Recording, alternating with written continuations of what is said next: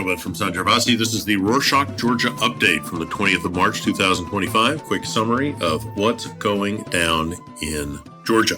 The night of Saturday the 15th, somebody was murdered and another injured on Chavchavadze Street in Tbilisi's wealthiest and most affluent area where politicians often choose to live, in Vakhsh. Witnesses reported hearing about 10 gunshots, with bullets also hitting the local cafe's window. Levon Chavchavadze, the victim, was a businessman who'd recently arrived in Georgia from Russia and was accompanied by a bodyguard. Levon's brother Merab is a thief-in-law, and he himself well connected in the criminal underworld. Surveillance footage suggests the murder was premeditated, showing the suspect waiting for Chavchavadze to leave the building before quickly approaching and shooting him. Within a day, the police arrested a suspect who is a former member of the Special Forces. So far, he has exercised the right to remain silent. Next up, on Monday the 17th, authorities froze the bank account of 5 organizations, including the Nanuka Foundation, the House of Human Rights, and Prosperity Georgia. These funds were helping families of people arrested or fined during protests. Literally, nobody believes what was said by the government, including themselves, but in typical Soviet style, the prosecutor's office said that this is part of an investigation into sabotage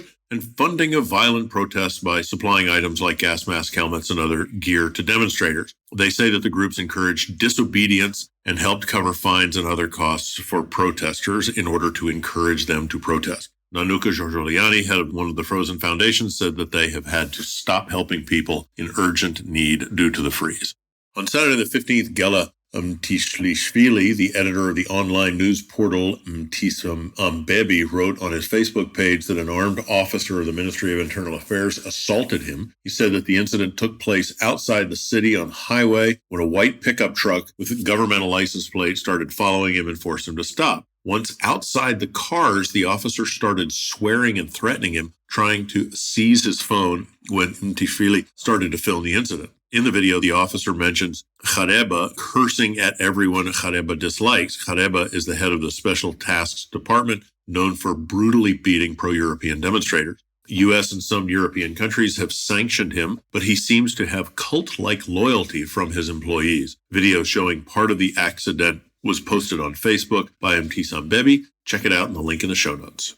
On another note, on Friday the 14th, Robin Dunnigan, U.S. Ambassador to Georgia, met with Maka Bochorishvili, Georgia's Minister of Foreign Affairs. This was their first meeting since Georgia's parliamentary elections last year, as well as Donald Trump's election as president. Afterwards, both parties shared statements on social media. Georgia's side emphasized the need for a positive new dynamic in bilateral relations, expressing readiness from the ruling party. U.S. Embassy wrote that Ambassador Dunnigan briefed Bochorishvili about the priorities of President Trump and Marco Rubio and to the U.S. Secretary of State, outlining necessary steps to demonstrate Georgia's commitment to improving ties with the U.S. Some opposition members criticized the meeting, saying that the ruling party lacks legitimacy, which is definitely true, and the ambassador should not have engaged with what they consider an illegitimate foreign minister, which is true.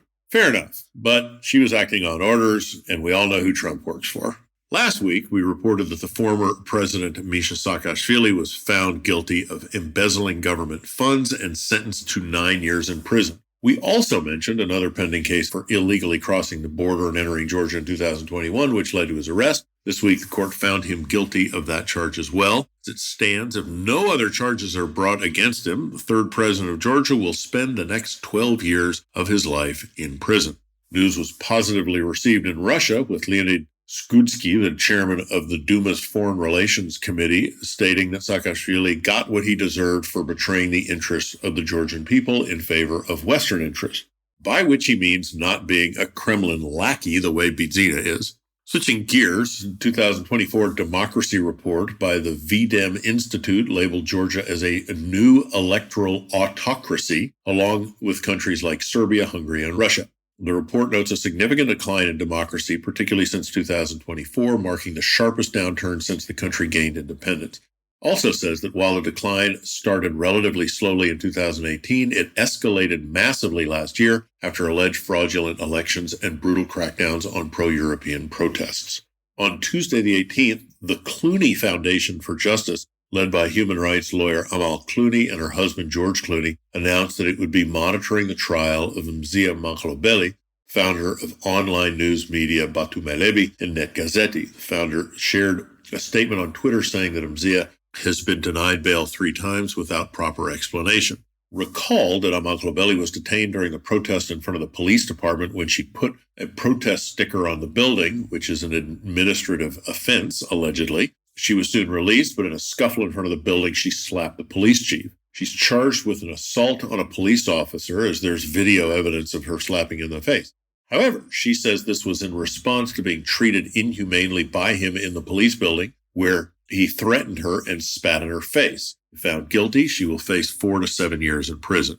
In news from abroad on Tuesday the 18th, Kazakhstan authorities detained Levan Vashalomidze, the former head of Adjara's government and a member of the United National Movement, or Natsebi, at the airport passport control. Representatives of the Natsebi said that his arrest is linked to a criminal case filed by Russia connected to his political consulting work with the government of Ukraine. They're worried about the risk of extradition to Russia and are working with officials in Ukraine and Kazakhstan to prevent it. Vashalomidze was released from jail on the following day. However, legal proceedings are ongoing and he remains in Kazakhstan.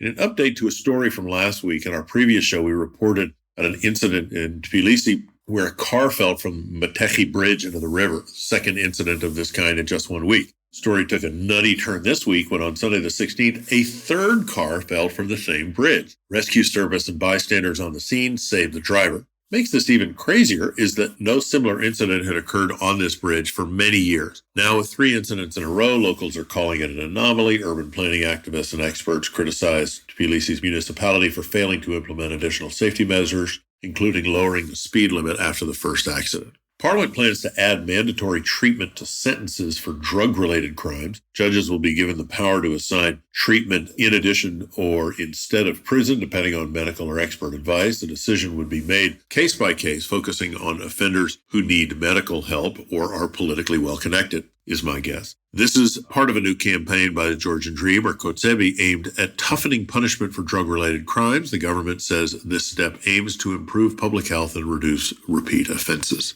In business news, the EU's 2024 report on Georgia's business climate highlights challenges despite the growing economy. Businesses face political stability, a shortage of skilled workers, trade barriers. Skill gap alone costs Georgia around 26% of its GDP annually. Companies also struggle with currency instability, corruption, and weak regulations.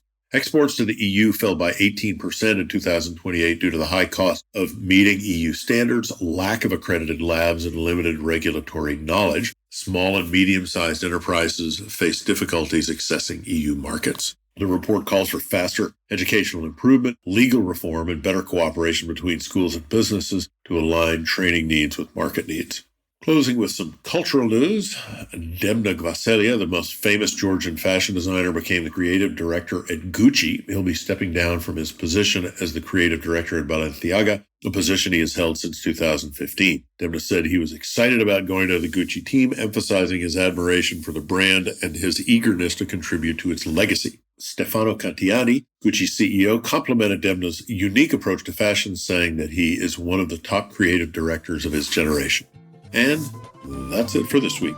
Thanks for joining us. You know that you can send an episode as an MP3 file. You can download it directly from our website, www.rorschach.com/Georgia. Links also in the show notes. Nachmandis.